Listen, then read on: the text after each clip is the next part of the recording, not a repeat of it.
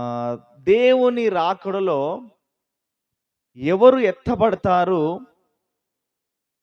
ఎవరు విడవబడతారు?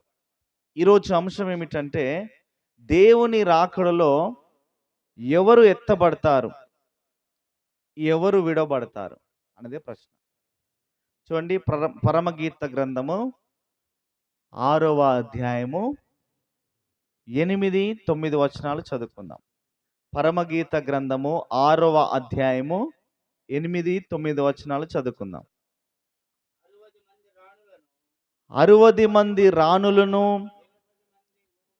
80 మంది ఉపపత్నులను, లెక్కకు మించిన కన్యకులను కలరు.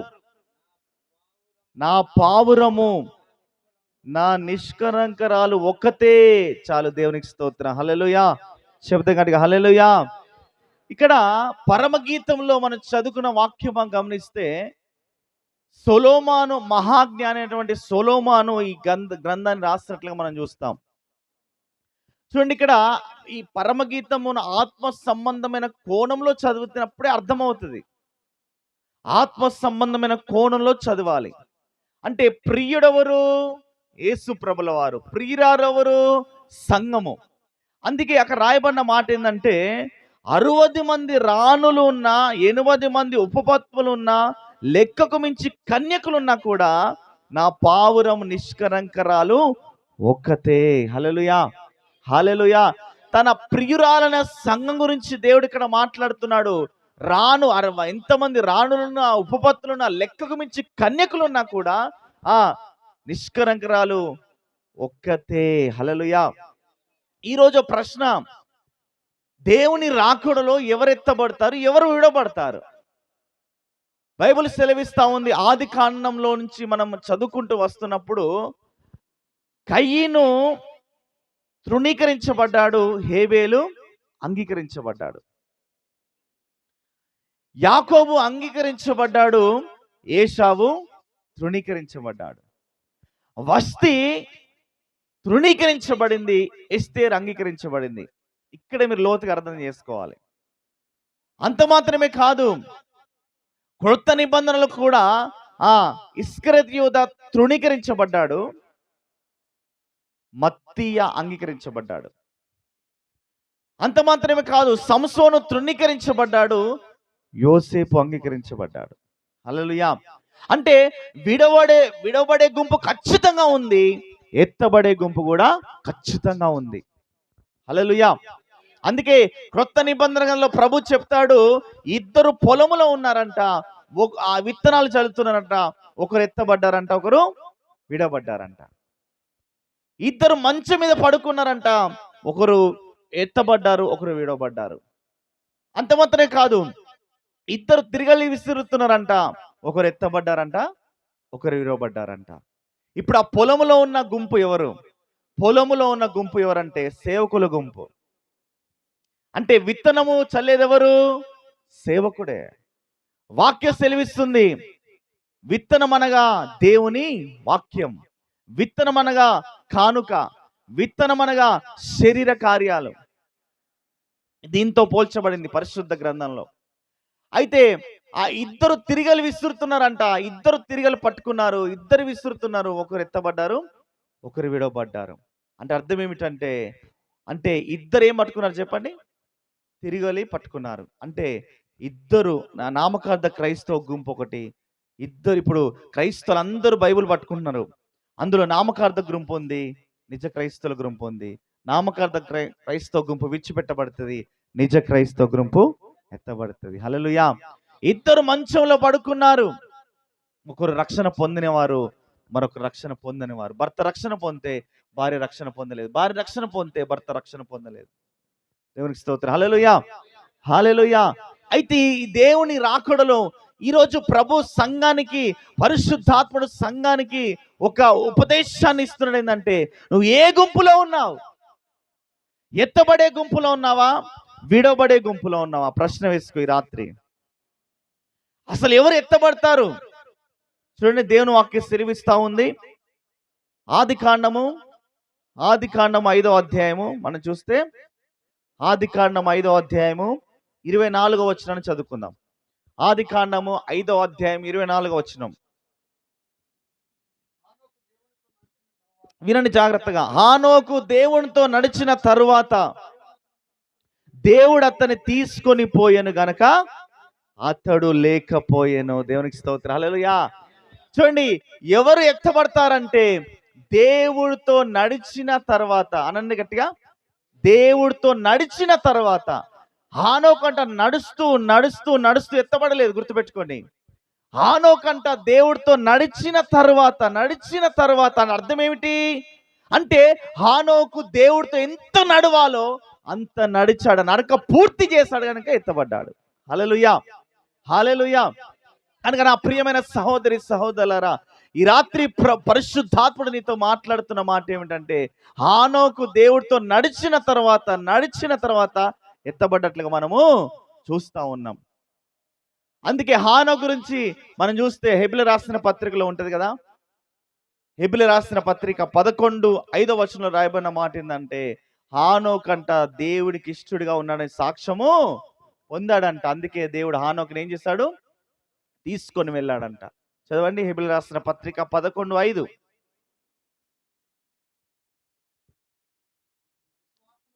విశ్వాసం బట్టి హానోకు మరణము చూడకుండానట్లు కొనిపోబడెను. దేవునికి స్తోత్రం. హల్లెలూయా.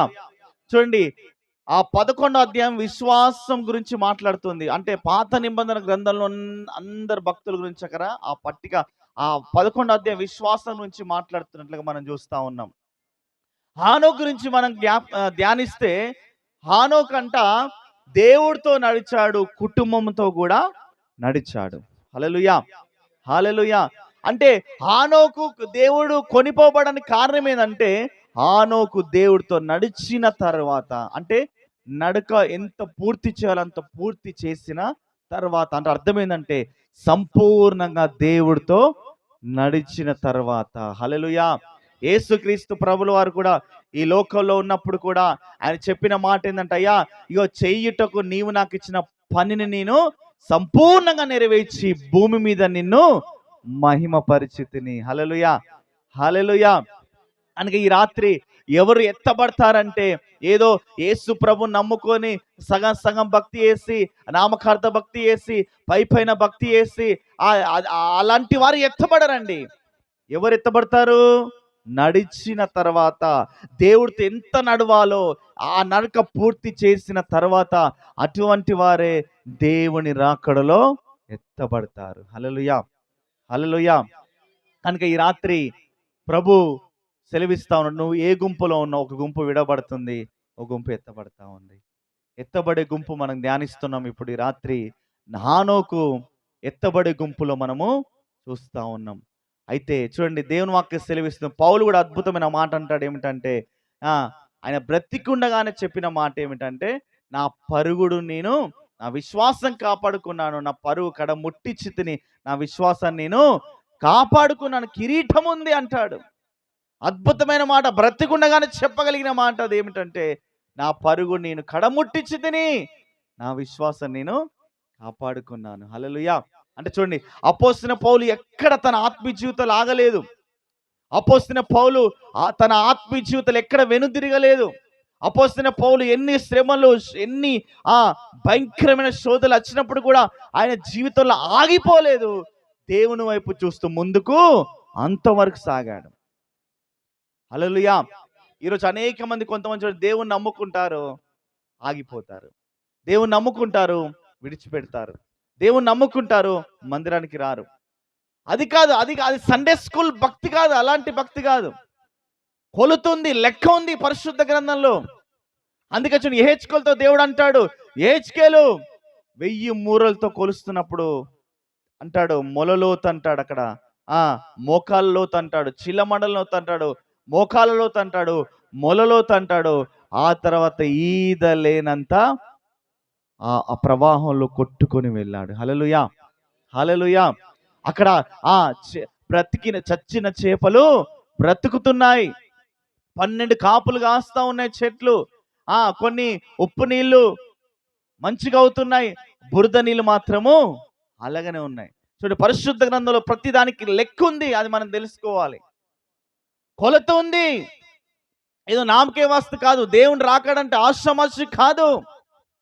కనుక ఈ రాత్రి నువ్వు దేవుడితో నడుస్తున్నావా అనేది ప్రశ్న. దేవుడితో నడుస్తున్నావా? లోకంతో నడుస్తున్నావా? దేవుడితో నడుస్తున్నావా? సాతానుతో నడుస్తున్నావా?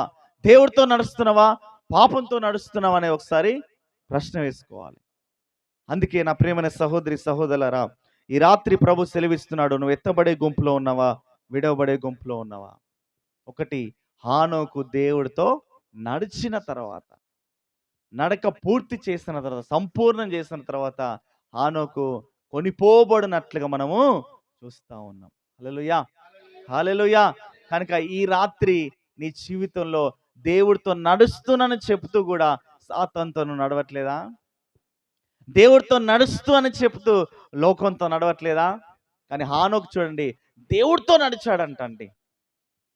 అంటే దాని అర్థం ఏమిటంటే, ఇప్పుడు హానోకు దేవుడితో నడవడం అంటే అర్థం ఏమిటి అంటే, ఇప్పుడు ఇప్పుడు చూడండి, దైవ సేవకు అన్నగారు ఉన్నారు ఇక్కడ. అన్న అన్న ఏ రీతిగా ఉన్నాడో సంఘం కూడా ఆ రీతిగానే ఉండాలని కోరుకుంటాడు. అంటే మనకు దగ్గరగా ఇప్పుడు కుటుంబంలో తండ్రి ఉన్నాడు అనుకోండి, ఆ తండ్రి ఎలాగ ఉన్నాడు కుటుంబంలో, నా పిల్లలు కూడా ఆ రీతిగానే ఉండాలి. తండ్రి ఏ క్రమంగా ఉన్నాడో ఆ క్రమమే పిల్లలు ఉండాలని కోరుకుంటాడు. తండ్రి ఏ రీతిగా ప్రవర్తిస్తున్నాడో నా పిల్లలు కూడా అదే అదే అదే రీతిగా ప్రవర్తించాలనుకుంటాడు తండ్రి. తండ్రి ఏ ఏ రీతిగా తగ్గించుకున్నాడో ఆ రీతిగా నా బిడ్డలు ఉండాలి. తండ్రి ఏ రీతిగా మంచిగా జీవిస్తున్నాడో ఆ రీతిగానే నా బిడ్డలు జీవించాలని తండ్రి ఆశిస్తూ ఉంటాడు. అంటే ఇప్పుడు హానోకు దేవుడితో నడిచిన తర్వాత, అంటే ఒక మాటలో చెప్పాలంటే హానోకు అంట దేవుడికి ఇష్టంగా ఉన్నాడంట కదండి. ఎలా ఉన్నాడు? ఇష్టముగా ఉన్నాడంట. ఇష్టంగా అన్నాడు ప్రభు అనుకున్నాడు, ఈ భూలోకంలో హానోకు నువ్వు చాలా నాకు ఇష్టంగా ఉన్నావు, నువ్వు ఇక్కడ ఈ పాప లోకంలో ఉండడానికి ఇష్టం లేదు, నువ్వు నా దగ్గరికి వచ్చేస్తే అన్నాడు అంతే. కనుక ఈ రాత్రి చూడండి, అంటే హానోకు దేవుడులాగా, దేవుని పోలికలో, దేవుని మహిమలో ఆ దేవునిలాగా ఇష్టంగా మారిపోయాడు అంతే. హల్లెలూయా, హల్లెలూయా. కనుక ఈ రాత్రి ఒకటి, హానోకు దేవుడితో నడిచిన తర్వాత, నడక పూర్తి చేసిన తర్వాత హానోకుని దేవుడు కొనిపోబడ్డాడు, తీసుకొని వెళ్ళిపోయాడు. హల్లెలూయా. కనుక రెండో విషయం మనం చూస్తే, ఎవరు ఎత్తబడతారని దేవుని వాక్యంలో మనం ధ్యానించినట్లయితే చూడండి, వాక్యం సెలవిస్తూ ఉంది. చూడండి, దేవుని వాక్యం సెలవిస్తూ ఉంది. మరలా మనం చూసినట్లయితే యోబు గ్రంథం చూడండి 34:20 వచనం. యోబు గ్రంథం 34:20 వచనం చదవండి. యోబు గ్రంథము 34:20.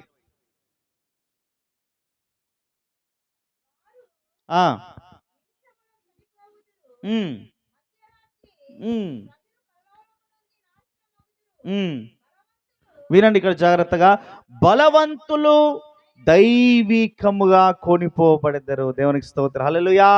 రెండోదిగా చెప్పండి, ఎవరు కొనిపోబడతారు? బలవంతులు. బలము లేని వారు కాదు, అపవాదు ఎదిరించని వారు కాదు, బలహీనులు కాదంట. ఎవరంట? బలవంతులు దైవికంగా కొనిపోబడతారంట. హల్లెలూయా. అపోస్తలుడైన పౌలు తిమోతికి రాస్తా అంటాడు, దేవుని కృపచేత నువ్వు బలవంతుడు కమ్ము. అంటే ఈరోజు దేవుని సన్నిధికి వస్తున్న నీవు, ఉపదేశాన్ని వింటున్న నీవు, వాక్యం వింటున్న నీవు ఏ రీతిగా ఉన్నా, బలవంతుడిగా ఉన్నావా, బలహీనుడిగా ఉన్నావా? చూడండి, దేవుని ఎదుట మనం నిలబడాలంటే, రేపు మహిమలో నిలబడాలంటే, రేపు రాకలో ఎత్తబడాలంటే, ఆయన ఎదుట నిలబడాలంటే మనం ఎలా ఉండాలంట? బలవంతులుగా ఉండాలి. ఇవి ఈరోజు మనం బలం తెచ్చుకోవాలంటే ఏం చేస్తారు చాలామంది? బూస్ట్ తాగుతారు కదండి. బూస్ట్ ద సీక్రెట్ ఆఫ్ ఆయన ఎనర్జీ ఏదో ఉంటుంది. హార్లిక్స్ తాగుతున్నారు. మనలు అబ్రాహం తింటున్నారు, మాంసం తింటున్నారు బలం కోసం. మరి మన బలం ఏంటిది? దేవుని వాక్యం. హల్లెలూయా, హల్లెలూయా. కనుక చూడండి, మరొక మాట చూద్దాం. లూకాసు వార్తలో ఒక మాట మనం చూద్దాం, అద్భుతమైన మాట. లూకాసు వార్త 21వ అధ్యాయము 36వ వచనం అనుకుంటే చదవండి. లూకాసు వార్త 21వ అధ్యాయం 36వ వచనం.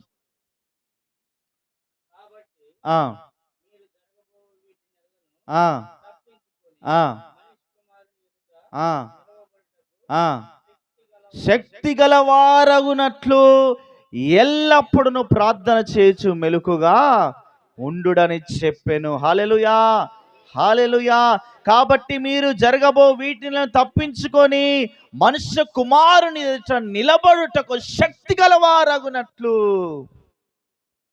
అంటే రేపు దేవుని మహిమలో, దేవుని రాకలో ఎత్తబడాలంటే నువ్వు ఎలా ఉండాలి? ఒక క్రైస్తవుడిగా నువ్వు ఎలా ఉండాలి?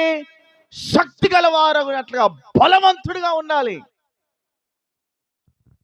ఈరోజు అపవాది నిన్ను జయిస్తున్నాడంటే కారణం ఏంటంటే నీలో బలము లేదు. అందుకే ఎవరు శక్తిమంతులు, ఎవరు బలవంతులు అంటే అక్కడ రాయబడిన మాట, ప్రార్థన పరులు బలవంతులుగా ఉంటారండి. హల్లెలూయా, హల్లెలూయా. ఒక గంట దేవుడితో నువ్వు ఎప్పుడైతే సహవాసం కలిగి ఆయనతో సంబంధం కలిగి ఉంటావో, మోకరించి ప్రార్థన చేస్తావో, ప్రార్థన పరులు ఎలా ఉంటారంటే బలవంతులుగా ఉంటారు. అటువంటి వారంట బలవంతులంట దైవికముగా కొనిపోబడతారు. హల్లెలూయా, హల్లెలూయా. బలహీనులు కాదు. అంటే ఈరోజు అనేక మంది ఎటు రీతిగా ఉన్నారు? ఆత్మీయ జీవితంలో చూస్తే బలం లేదు, శక్తి లేదు, వైరాగ్యం లేదు, మంట లేదు. అందుకే చూడండి, దేవుని వాక్య సెలవిస్తుంది, బలవంతులు దైవికంగా పోబడతారంట. నువ్వు బలవంతుడిగా ఉన్నావా, బలహీనుగా ఉన్నావా? ప్రశ్న వేసుకో. అందుకే బలవంతులంట ఏమవుతారు? దైవికంగా కొనిపోబడతారు. హల్లెలూయా, హల్లెలూయా. అయితే మూడో విషయం మనం చూసినట్లయితే, మూడో విషయం చూద్దాం. చూడండి, 2 రాజుల గ్రంథము 2వ అధ్యాయం 1వ వచనం మనందరికి తెలిసిన వాక్యమే అది. 2 రాజుల గ్రంథము 2వ అధ్యాయము 1 నుంచి 2-3 వచనాలు చదువుకుందాం. 2 రాజుల గ్రంథము 2వ అధ్యాయం 1 నుంచి 2-3 వచనాలు.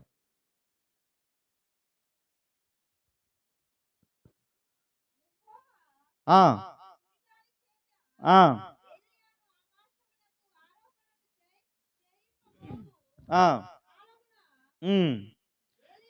ఏలియాయు ఎలీషాయు కూడి గిల్గాలు నుండి వెళ్ళుచుండగా బేతేలునకు పొమ్మని సెలవిచ్చి ఉన్నాడు. ఆ, ఆ, ఆ, ఆ, ఆ. ప్రయాణం చేసిరి. చాలు, దేవునికి స్తోత్రం. హల్లెలూయా, హల్లెలూయా. మూడో విషయం మనం గమనిస్తే ఎవరు ఎత్తబడతాడు దేవుని రాకల్లో అంటే అక్కడ మనకు తెలిసిన విషయమే. ఏలియా ఆరోహణం అవుతున్న సందర్భం మనం చూస్తా ఉన్నాం. అక్కడ ఏలియా ఎలీషాతో సంభాషిస్తున్నాడు, మాట్లాడుతున్నాడు. అక్కడ దేవుని ఆత్మ స్వరం వినబడతా ఉంది. గిల్గాల్కి వెళ్ళు, తర్వాత బేతేలికి వెళ్ళు, తర్వాత ఎరుకోకు వెళ్ళు, తర్వాత యోర్దానుకు వెళ్ళు. ఈ 4 అనుభవాలు దాటితేనే నీ కొరకు అగ్ని రథములు ఎదురు చూస్తున్నాయి. హల్లెలూయా. ఈ 4 అనుభవాలు లేకపోతే అగ్ని లేదు, రథము లేదు నీకు. అంటే మూడోదిగా పరిశుద్ధాత్మ నడిపింపు కలిగిన వారు ఎత్తపడతారు. ఈ 4 అనుభవాలు ఉండాలి. మొదటిగా గిల్గాల్ అనుభవం ఉండాలి. గిల్గాల్ అంటే దొర్లింపబడుట. గిల్గాల్ అనుభవం మనలో ఉండాలి.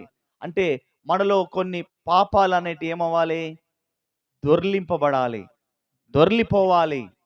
రెండోదిగా వివరించిన టైం లేదు కనుక, రెండోదిగా బేతేలు అనుభవంలో ఉండాలి. బేతేలు అనగా దేవుని మందిరము. అంటే దేవుని మందిరంలో నువ్వు నాటబడి పరిశుద్ధంగా దేవుణ్ణి ఆరాధించాలి.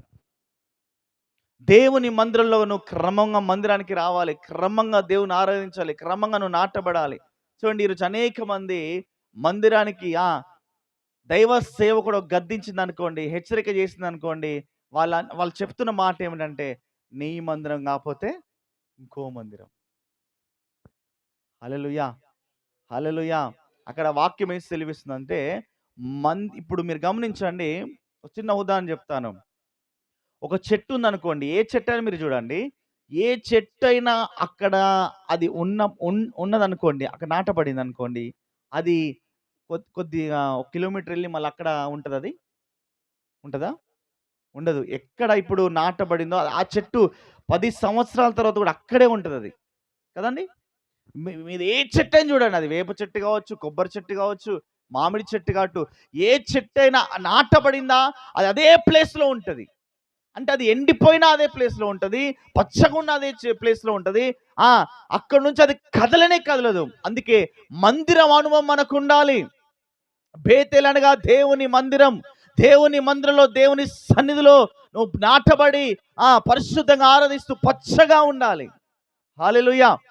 ఈరోజు అనేక మంది చూడండి, ఒక సేవకుడు గద్దింపు వాక్యం చెప్తే సరి చేసుకోకుండా నీ మందిరం కాకపోతే ఇంకెన్ని మందిరాలు లేవని చాలా మంది విడిచిపెట్టి వెళ్ళిపోతున్నారు.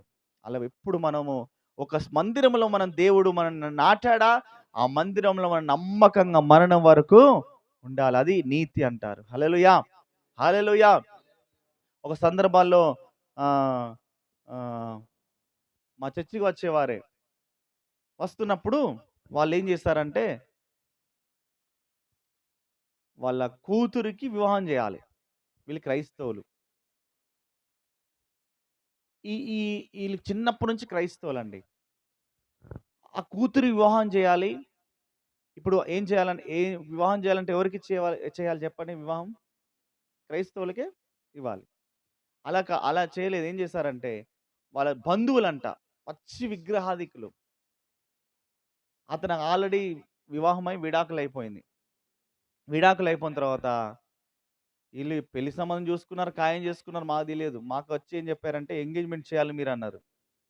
తర్వాత ఎంక్వైరీ చేస్తే మొత్తం స్టోరీ అర్థమైపోయింది. ఆ ఎంగేజ్మెంట్ అంట చెయ్యి, అతని చెయ్యి ఇతని చెయ్యి ఏం చేయాలి, అప్పుడు కలపాలంట.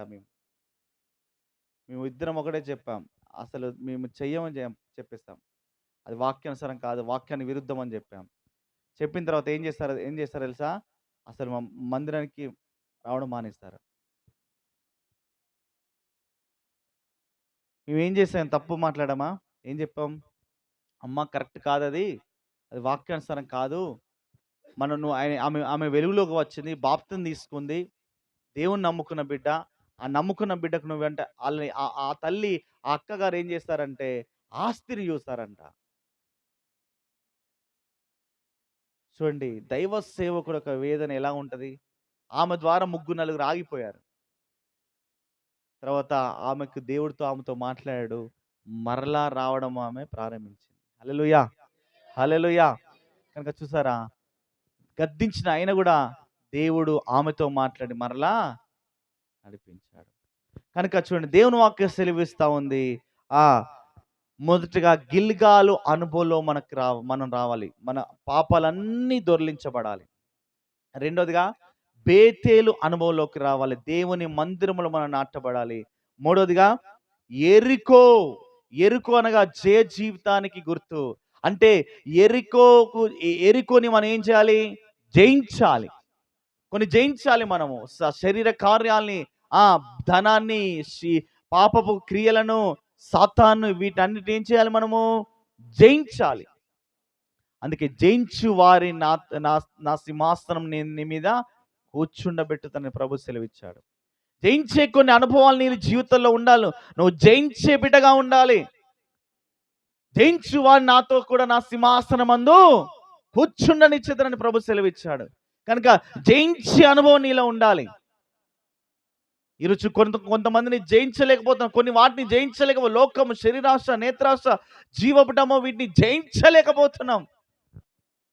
4వ అనుభవం ఏంటంటే, షార్ట్కట్లో నేను వెళ్ళిపోతున్నా.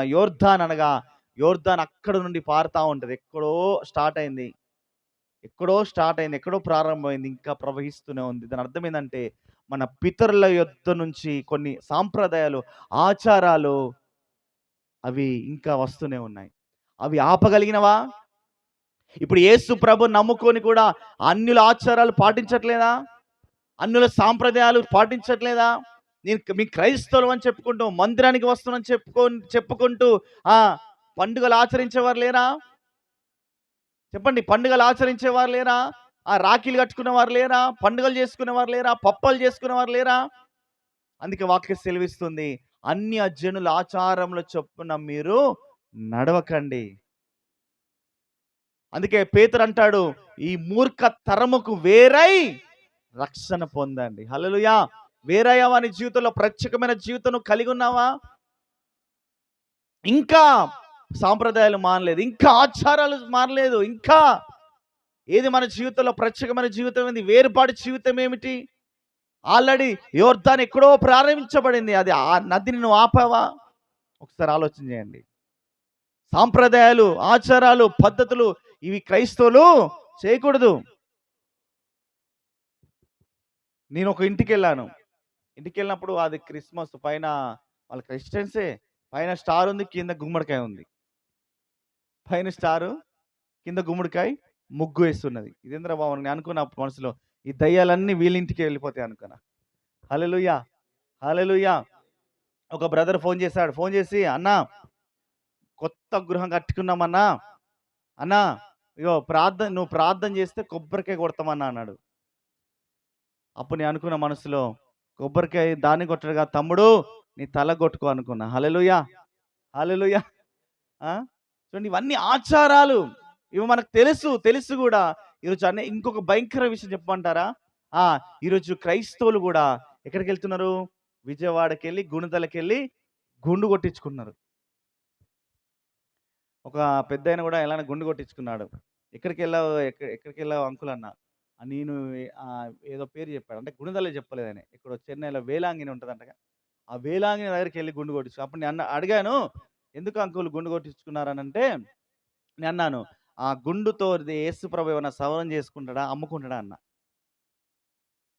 నీ గుండుతో, నీ ఎంట్రికలతో యేసు ప్రభు ఏమైనా సవరం చేసుకుంటాడా అని అడిగా. లేదయ్యా అంటున్నాడు. కొంతమంది తెలియక చేస్తే, కొంతమంది ఏం చేస్తున్నారు? తెలిసి చేస్తూ ఉన్నారు. చూడండి, దేవుని వాక్యం ఏం చెప్తుంది, మనం ఏం చేస్తా ఉన్నాం ఒకసారి పరిశీలన చేసుకోండి. అందుకే చూడండి, ఇశ్రాయేలు ప్రజలకు తెలియకనా అండి వాళ్ళు ఏం చేశారు? దూడం చేసుకున్నారంట బంగారంతో. వాళ్ళు మేఘములు ఎర్ర సముద్రాన్ని బాప్తిని తీసుకున్న వారే, ఐగుప్తుని లోకాన్ని దాటిన వారే, మన్నాను భుజించిన వారే, మేఘం కింద నడిచిన వారే, నాయకత్వంలో ఉన్నవారే, దేవుని స్వరాన్ని చూచిన వారే, ఆయన మహిమను చూచిన వారు, ఆశ్చర్యకార్యాలు, అద్భుతాలు, బండ నుంచి ఇవన్నీ చూచిన వారే. కానీ ఆఖరికి ఏం చేస్తున్నారు? ఒక దూడం చేసుకున్నారు. అంటే వారు ఇప్పుడు తెలిసి చేశారా, తెలియకుండా చేశారా? తెలిసి చేశారు. తెలిసి ఈరోజు క్రైస్తవులు సాంప్రదాయాలు, ఆచారాలు, ఒక క్రైస్తవుడు చనిపోతే పాడే మోసుకున్నప్పుడు, మంగళవారం చనిపోయాడంట, మంగళవారం చనిపోతే కోడిని పెట్టాడు, కోడి. అవన్నీ అన్నులు చేసే పనులు అవన్నీ. ఆ క్రైస్తవుడంట మంగళవారం చనిపోయాడండి. చనిపోతే ఆయన పాడకేముంది? కోడిని పెట్టారు. కోడి అంటే కోడితో వెళ్ళాలంట. మరి అదేందో మనకు తెలియదు. నాకు తెలుసు, అంటే మీ అన్నులు ఉన్నప్పుడు మాకు అలా చేసేవారు. అంటే ఇవన్నీ ఏంటంటే, ఇవన్నీ నువ్వు ఆపకపోతే నువ్వు రాకుండా ఎత్తబడలేవు. కనుక ఈ 4 అనుభవాలు నువ్వు దాటిన తర్వాత నీ కొరకు అగ్ని రథములు వేచి చూస్తున్నాయి. హల్లెలూయా, హల్లెలూయా, హల్లెలూయా. ఇప్పుడు ఎలీషాతో సంభాషిస్తుండగానే అగ్ని రథములు ఏలియాకు తీసుకొని వచ్చి కొనిపోబడ్డాయి. హల్లెలూయా. కనుక 3వ అనుభవం ఏంటంటే, పరిశుద్ధాత్మ నడిపింపగలిగిన వారు. పరిశుద్ధాత్మను పొందుకొని, పరిశుద్ధాత్మ శక్తిని పొందుకొని ఆత్మచేత నడిపించబడుతున్న వారు, ఆత్మస్వరం వినగలిగిన వారు. ఈరోజు అనేక మంది పరిశుద్ధాత్మను నమ్మరు. అందుకే ఆత్మ లేనివాడు నావాడు కాదు. ఆత్మలో జన్మించాలి, ఆత్మచేత నింపబడాలి, ఆత్మచేత నడిపించబడాలి, ఆత్మ అర్పణగా మార్చబడాలి, ఆత్మలో ఆరోహణం అవ్వాలి. ఇది ఆత్మక్రమం. ఇది హల్లెలూయా. ఆత్మలో జన్మించాలి, ఆత్మను పొందుకోవాలి, ఆత్మ నింపుదల, ఆత్మ నడిపింపు, ఆత్మలో ఆరోహణం అవ్వాలి. హల్లెలూయా, హల్లెలూయా. కనుక ఈ రాత్రి ఆత్మ నడిపింపగలిగిన వారు ఎత్తబడతారు. 4వ విషయం మనం చూద్దాం. చూడండి, మత్తయి సువార్త 25వ అధ్యాయం 1వ వచనం మనం చూస్తే, చూడండి, మత్తయి సువార్త 25వ అధ్యాయం 1వ వచనం చదవండి త్వరగా.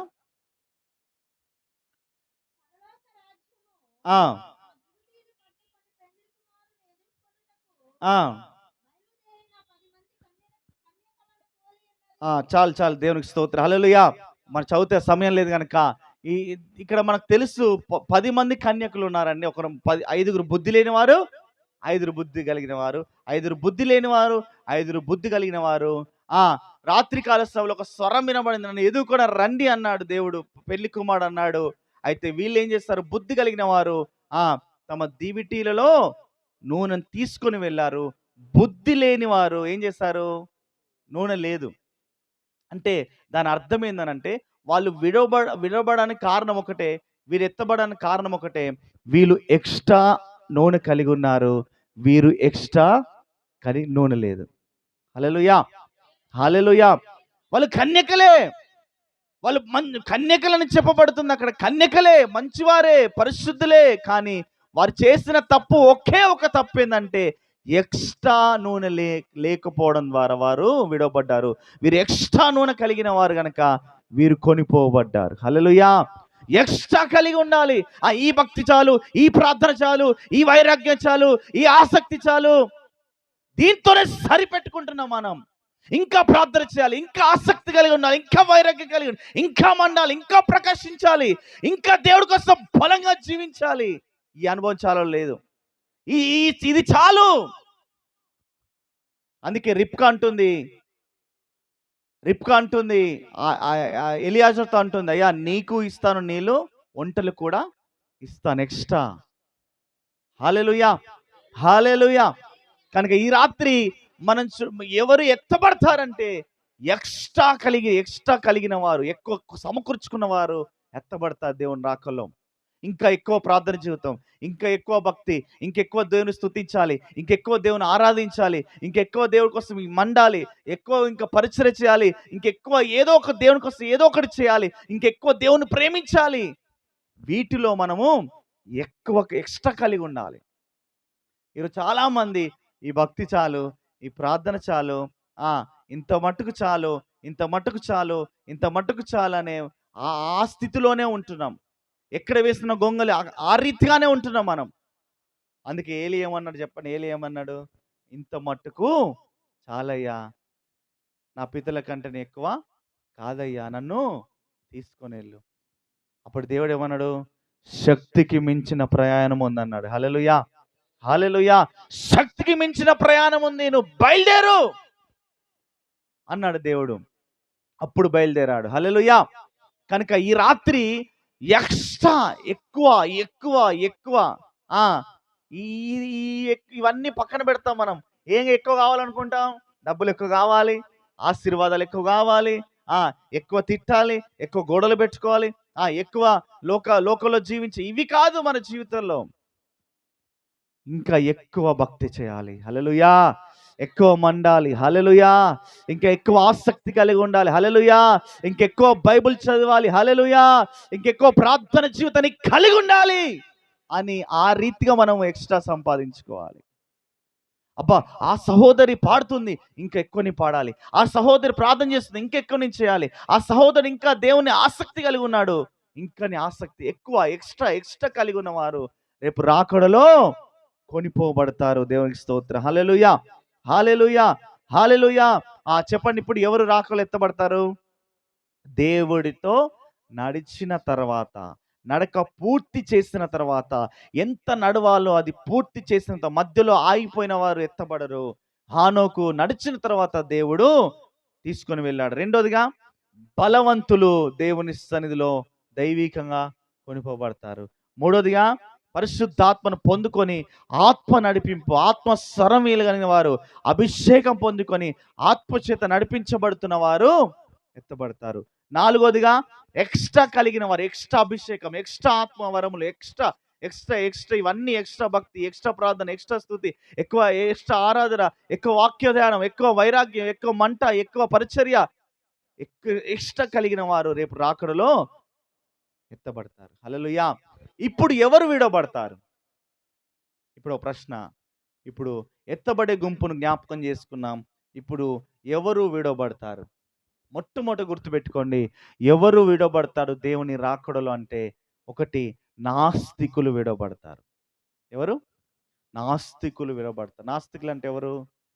దేవుడు లేడు, దయ్యము లేదు, పరలోకము లేదు, నరకము లేదు అంటే నాస్తికులు అంటే దేవుని నమ్మని వారు. దేవుడే లేడు, దయ్యము లేదు, నరకము లేదు, పరలోకము లేదు, ఆ అంత సైన్స్ అనుకున్న వారు ఖచ్చితంగా రాకల్లో విడబడతారు. రెండోదిగా నామకార్థ క్రైస్తవులు విడబడతారు. ఎవరు? నామకార్థ క్రైస్తవులు. అంటే ఈ దేవుళ్ళో ఉంటారు, లోకంలో ఉంటారు. అందుకే ప్రకటన గ్రంథంలో చెప్పబడిన మాట ఏందంటే, ఉంటే ఎలా ఉండాలంట? వెచ్చగానైనుండు, చల్లగానైనుండు, నులివెచ్చిన స్థితిలో ఉంటే ఉమ్మి వేస్తాడంట దేవుడు. అందుకే ఏలి అంటాడు, ఎన్ని మార్లు మీరు 2 తలంపులుగా ఉంటారా బాబు? యెహోవా దేవుడైతే ఇటురండి, బయలు దేవదైతే అటు వెళ్ళిపోండి. ఏలియా ఒక్కడే ఉన్నాడు, సవాలు విస్తున్నాడు.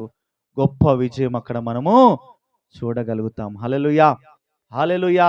అంటే రెండోదిగా ఏ గుంపు విడబడుతుందంటే గుర్తుపెట్టుకో, నామకార్థ క్రైస్తవ జీవితం జీవించిన వారు, నామకార్థ క్రైస్తవ గుంపు, వీరితో ఉపయోగం లేదు, వీరు విడవబడతారు. అందుకని ఇందాక చెప్పాను కదా, ఇద్దరు తిరిగలి విసిరి పట్టుకున్నారంట. ఇద్దరు పట్టుకున్నది ఏంటిది? విస్తరిలు పట్టుకున్నారు. ఇప్పుడు నామకార్థ క్రైస్తవులు, నిజ క్రైస్తవులు బైబిల్ పట్టుకుంటున్నారు. నామకార్థ క్రైస్తవులు పట్టుకున్నారు, నిజ క్రైస్తవులు పట్టుకుంటున్నారు. వారిలో ఒక గుంపు ఖచ్చితంగా విడవబడుతుంది. అయితే ఈ రాత్రి నువ్వు నామకార్థ క్రైస్తవుడుగా ఉంటే ఉపయోగం లేదు. మందిరానికి వచ్చి కూడా దండగా నామకార్థ భక్తి చేస్తూ, నామకార్థంగా పైపైన భక్తి చేస్తూ, నీ ఇష్టానుసారంగా జీవిస్తూ ఆ రీతిగా నువ్వు భక్తిని కొనసాగించినట్లయితే తప్పకుండా నువ్వు విడబడతావు. ఈ క్రైస్తవుడే మందు తాగుతాడు, క్రైస్తవుడే సిగరెట్ తాగుతాడు, క్రైస్తవుడే గొడవలు, క్రైస్తవుడే మళ్ళీ వీళ్ళందరూ ఏమిటంటే నామకార్థ క్రైస్తవులు. ఖచ్చితంగా దేవుని రాకొల్ల వారు విడబడతారు. మూడోదిగా బలహీనులు విడవబడతారు. చెప్పండి, బలహీనులు. ఈ బ్రదర్ మంచి పాటలు పాడతాడు కానీ ఏదో బలహీనత, మంచి ప్రార్థన చేస్తాడు ఏదో ఒక బలహీనత, అరే మంచి సేవకుడే ఏదో ఒక బలహీనత, చూపుల్లో, మాటల్లో, క్రియల్లో, వస్త్రధారంలో ఎక్కడో ఒకక్కడ తప్పిపోతున్నాం. బలహీనత, ఏదో కొరత. అందుకే పరిశుద్ధ గ్రంథంలో బిలాము అనే ప్రవక్త ఉన్నాడు. ఆ ప్రవక్త దగ్గరికి ఒక వ్యక్తి బంగారం పట్టుకొని వచ్చాడు. ప్రవచనం చెప్తే నీకు ఈ బంగారం మొత్తము ఇస్తానన్నాడు. అక్కడ ఏమంటున్నాడు బిలాము? ఆగాగు, దేవుడితో మాట్లాడి నువ్వు ఇక్కడే ఉండు, మంచి ఆయన ఒక బెడ్ వేస్తాడు, ఇక్కడే పడుకో, వెళ్ళకు, దేవుడితో నీ చెప్పి మాట్లాడి నీకు చెప్తాను. ఇప్పుడు ఇప్పుడు ఎవరిని వేడుకోవాలి బిలాము? అయ్యా, ఈ దరిద్రుని ఇంటికి వచ్చావయ్యా, నా ఇంట్లో ఉండయ్యా, నాతో ఉండయ్యా, నా ఇంట్లో రావయ్యా, రమ్మయ్య అంటే అది పక్కన పెట్టి ఇతను ఉండనిస్తున్నాడు. నువ్వుండు, నువ్వు వెళ్ళొద్దు, నువ్వుండు, ఎందుకు బంగారం అన్ని పట్టుకొని వచ్చాడు. ఏదో బలహీనత, ఈరోజు ఏదో ఒక బలహీనత, ఈ సిస్టర్లో, బ్రదర్లో అంతా బాగానే ఉంది కానీ ఏదో ఒక బలహీనత, ఆ బలహీనత ద్వారా అనేక మంది ఏమవుతున్నారు? విడవబడతా ఉన్నారు. హల్లెలూయా, హల్లెలూయా. కనుక ఈ రాత్రి దేవుని వాక్యం సెలవిస్తా ఉంది. ఎవరు విడవబడతారంటే మొట్టమొదటిగా చెప్పండి, నాస్తికులు విడవబడతారు. రెండోదిగా చెప్పండి, రెండోది ఎవరు విడవబడతారు? నామకార్థ క్రైస్తవులు విడవబడతారు. మూడోదిగా బలహీనత కలిగిన వారు విడవబడతారు. నాలుగోదిగా చూసి ముగించేసుకుందాం. నిర్గమకాండంలో ఒక మాట చూడండి. నిర్గమకాండంలో ఒక మాట చూద్దాం. నిర్గమకాండము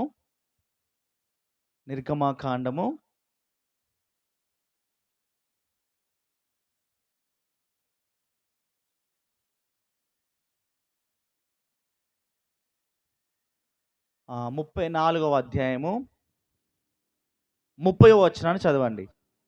34వ అధ్యాయము 30వ వచనం. అహరోనును ఇశ్రాయేలందరూ మోషేను చూచినప్పుడు అతని ముఖ చర్మం ప్రకాశించను గనుక దేవునికి స్తోత్రం, హల్లెలూయా, వారు అతన్ని సమీపింప వెరచిరి. వినండి జాగ్రత్త, ఇక్కడ మోషే సీనాయి పర్వత కొండ మీదకి వెళ్ళినప్పుడు 40 దినములు గడిపాడు. దేవుని స్థలం అన్నపానాలు మరిచిపోయి ఆ చేతితో రాసిన ధర్మశాస్త్రం తీసుకుని వస్తున్న సందర్భాల్లో మనం అక్కడ చూస్తూ ఉన్నాం. ఆ మోషే ముఖం ఎలా ఉందంట? ప్రకాశిస్తుంది, వెలుగుతుందంట. వెలుగుతున్నప్పుడు ఇశ్రాయేల్ ప్రజలు ఏం చేశారు? ఆయన వెలుగును, ఆ ప్రకాశాన్ని చూడలేక ఏం చేశారు? సమీపింప వెనుదిరిగారు. అంటే దాని అర్థం ఏంటంటే శక్తి లేని వారు విడవబడతారు. అంటే ఇప్పుడు మోషే ముఖము వెలుగే చూడలేకపోయారు, ఆ ప్రకాశాన్ని లేకపోయారు. మరి రేపు దేవుని రాకడలో దేవుడు ఎలా రాబోతున్నాడంటే కోటి సూర్య తేజస్సు, ఆ కోట్ల కొలది సూర్య తేజస్సుతో, ప్రకాశముతో, మహామహిమతో దేవుడు రాబోతున్నాడు. హల్లెలూయా. మరి ఆ ఆ ఆ ప్రకాశం మనం చూడగలుగుతామా? ఆయన ఆ మహిమ ఎదుట మనం నిలబడగలుగుతామా? ఒకసారి ఆలోచించండి. ఇప్పుడు మోషే దేవుడికి సాదృశ్యము, ఈ ఇశ్రాయేలు ప్రజలు క్రైస్తవులకు సాదృశ్యంగా ఉన్నారు. చూడండి, మోషే వెలిగే అక్కడ అంటున్నారు, అయ్యా నీ నీ ముఖం చూడలేకపోతున్నామయ్యా, నీ వెలుగును చూడలేకపోతున్నామయ్యా అన్నప్పుడు మోషే ఒక ముసుగు వేసేసుకున్నాడు. అంటే ఇక్కడ మీరు లోతుగా గమనించండి, ఈ ఈ ప్రజలు ఆ వెలుగే పోతున్నారు, ఆ ప్రకాశాన్నే చూడలేకపోయి ఏమయ్యారంట? వెనుదిరిగారు, వెరిచిరి వెళ్ళడానికి భయపడ్డారు. వాళ్ళు కూలిపోయారు, వెనుదిరిగారు. మరి మన రాజులకు రాజు, ప్రభులకు ప్రభు, ఆయన కోట్ల కొలది తేజస్సులో, ఆ సూర్యకోటి తేజస్సు అనేది రాబోతున్నాడు. ఆయన ఎదుట మనం ఎలా నిలబడగలుగుతాం? అందుకే వాక్య సెలవిస్తుంది, శక్తి లేని వారు ఖచ్చితంగా విడబడతారు.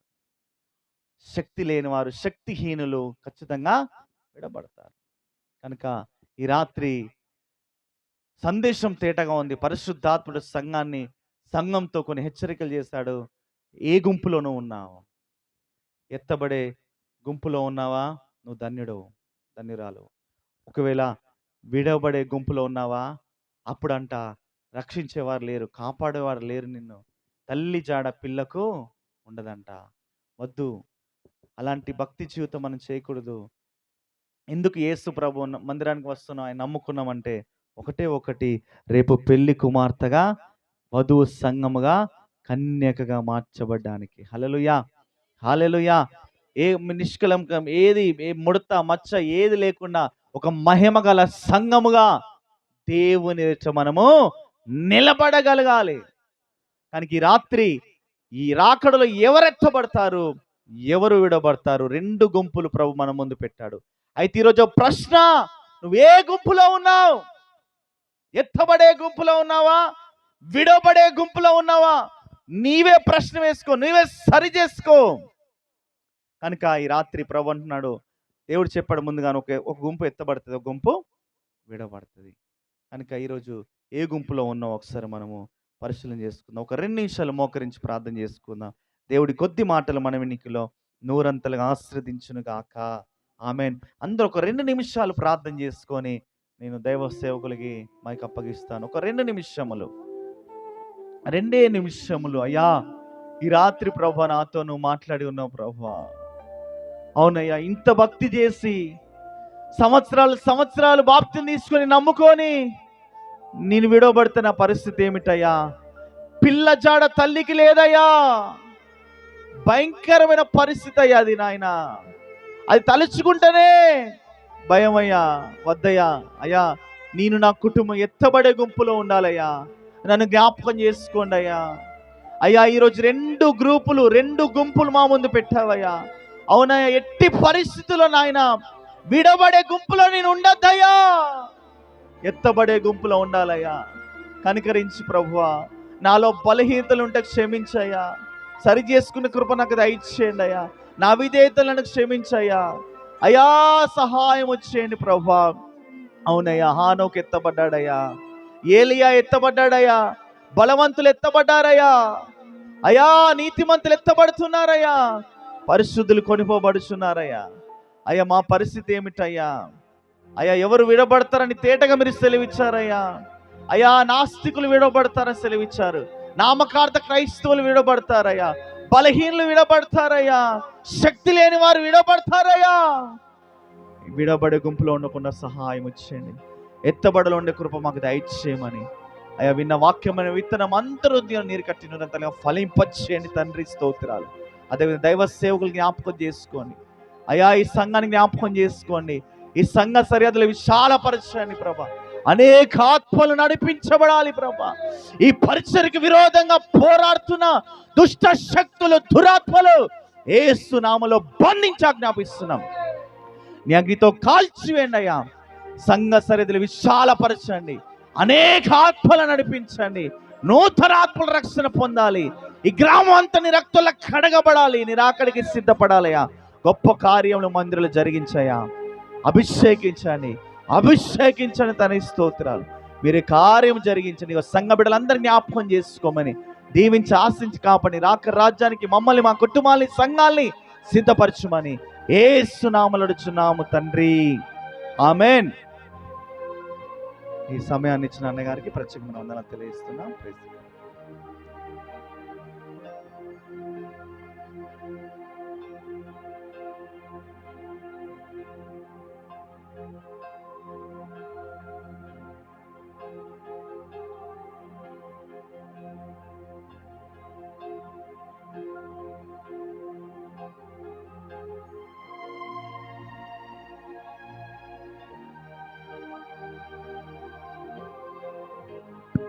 యవనస్తులకు బైక్ దొరికితే వదిలిపెట్టరంట, పాస్టర్లకు మైక్ దొరికితే వదిలిపెట్టరంట. దేవునికి స్తోత్రం. హల్లెలూయా.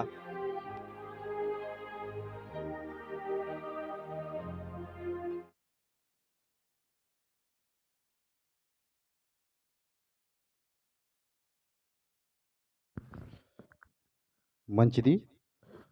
దేవుడు మరి మన మధ్యలోకి మరి దైవజనులు పంపించి, నేను ఒకటి అనుకుంటా, ఇది నేను చెయ్యాలి అని నేను అనుకుంటే ఇది దేవుడు అనుకున్నది కాదు. నేను అనుకోకుండా ఏదైనా ఒకటి జరిగిందంటే అది ఖచ్చితంగా దేవుని చిత్తము, ఇది దేవుని ప్రణాళిక, దేవుని ఉద్దేశము అని నేనైతే అనుకుంటాను. నాకంటూ ఒక అనుభవం ఉంది. ప్రార్థన చేస్తున్నాను. మరి అనేకులు ఇక్కడికి రావాలి, మరి సంఘం పట్ల ప్రార్థన చేయాలి, అనేకమైనటువంటి విషయాలు కూడా సంఘానికి బోధించాలి, నన్ను కూడా బలపరచాలి అని నేను ప్రార్థన చేస్తున్నాను. కానీ పరిస్థితులు అనుకూలంగా లేక కొన్ని విషయాలు బయటికి చెప్పుకోలేనివి కూడా ఉంటాయి. ఇలాంటి విషయాలను బట్టి నేను బయట నుంచి సేవకుల్ని పిలవటం అనేది చాలా తక్కువ. మరి ఇద్దరు సేవకులు కూడా మరి దైవజనులు మరి రావటం అనేది అది దేవుని సంకల్పం, దేవుని చిత్తము. ఎవరు విడవబడతారు, ఎవరు ఎత్తబడతారో కూడా మరి సేవకుడు నోటిని బూర శబ్దంగా వాడుకొని చాలా స్పష్టంగా దేవుడు ఈ రీతిగా మనకి సంఘానికి బోధించాడంటే, ఒకవేళ నామకార్థ క్రైస్తవులుగా మనం ఉంటున్నాము, ఈ రాత్రి మనం మార్చుకుందాము. విడవబడే గుంపులో కాకుండా ఎత్తబడే గుంపులో మీరు ఉండాలి అని దేవుడు గద్దించాడు, సరి చేసుకోమని హెచ్చరికించాడు గనక మనం ఉందాము. మరి నశించిపోతున్నటువంటి ఆత్మల కోసం దేవుడు పరలోకాన్ని నుంచి ఇక్కడికి వచ్చి అనేకమైనటువంటి కష్టాలు, ఇబ్బందులు, ఇరుకులు అన్నీ కూడా దేవుడు అనుభవించాడు గనక, మరి అన్న చెప్పినట్టుగా మోషే ఆనోకు దేవుడితో నడిచిన తర్వాతేనంట మరి పరిచర్యలో కావచ్చు, దేంట్లో కావచ్చు, ఇక్కడికి వచ్చి నేను ఒక్కడనే కష్టపడుతున్నా. కరెంటు విషయంలో కానీ, మరి సాపలు వేసే విషయంలో కానీ, ఏదైనా బూజు ఉంటే తులపని, అన్ని విషయాల్లో కూడా నాకంటే సహకరించే వాళ్ళు ఎవరు లేరు. నేను చాలా వేదంతో, చాలా బాధతో కూడా ఉంటున్నాను. కనీసం నా ఒక్కడికే ఏంది ప్రభువా అని కూడా నేను ప్రార్థన చేసుకున్నాను. కొద్దిగా ఉన్నటువంటి కొద్ది మందిలోనే మీరు కూడా సహకరించి దేవుడు పరిచర్య ముందుకెళ్ళాలని మరి దేవుడు ఆశపడుతున్నాడు. నేను కూడా మరి ఆశిస్తున్నాను కనుక ఉన్న దాంట్లోనే అనేకమైనటువంటి సేవకులను మనం మరి మందిరానికి మనం పిలిపించుకొని అనేకమైన విషయాలు దేవుడు మాట్లాడాలని, ఆయన సంకల్పం, ఆయన చిత్తం జరిగించుకోవాలని కొన్ని విషయాల కోసం కూడా మరి అన్నగారు వాళ్ళతో మనం పంచుకుందాం. వాటి గురించి ప్రార్థనలు చేస్తారు. మరి మరి అన్నయ్య అశోక్ అన్నయ్య మరి ఈరోజు సమయం లేదు కనుక మరి అన్నయ్యకి కూడా ఉపదేశం ఇవ్వటానికి సమయం లేదు. మరొకసారి మళ్ళీ దేవుని చిత్తమైతే మళ్ళీ ఇద్దరు కూడా రావటం జరిగిద్ది. ప్రార్థన చేద్దాము. ఈసారి అన్నయ్యకి కూడా ఇలానే ఈ రీతిగానే ఉపదేశాన్ని కూడా పంచుకుంటాడు. ఆయన కూడా చక్కగా సంఘానికి ఏది కావాలో బోధిస్తాడు కనుక మనం అందరం కూడా మరి కళ్ళు మూసుకున్నట్లయితే మరి మన మధ్యలో అన్నయ్య ప్రార్థన చేస్తాడు. అందరు కళ్ళు మూసుకోండి.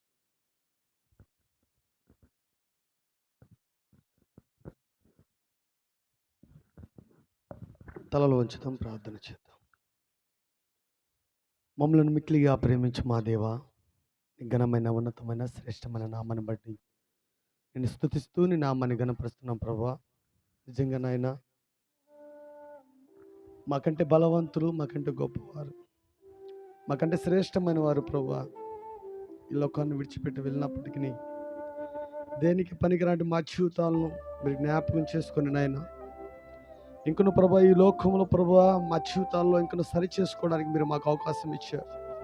నిజంగా నాయన ఈ దినం నా ప్రభు నీ దాసుని నిలబెట్టుకుని మాట్లాడిన ప్రతి మాటకి స్తోత్రాలు చెల్లిస్తున్నాం. నిజంగా నాయన మేమందరం కూడా ప్రభా ఎటువంటి వారిలో మేము ఉన్నామో మమ్మల్ని మేము పరిశీలన చేసుకోవడానికి మీరు ఇచ్చినటువంటి సమయానికి స్తోత్రాలు ప్రభు. నిజంగా నాయన అయా ఎటువంటి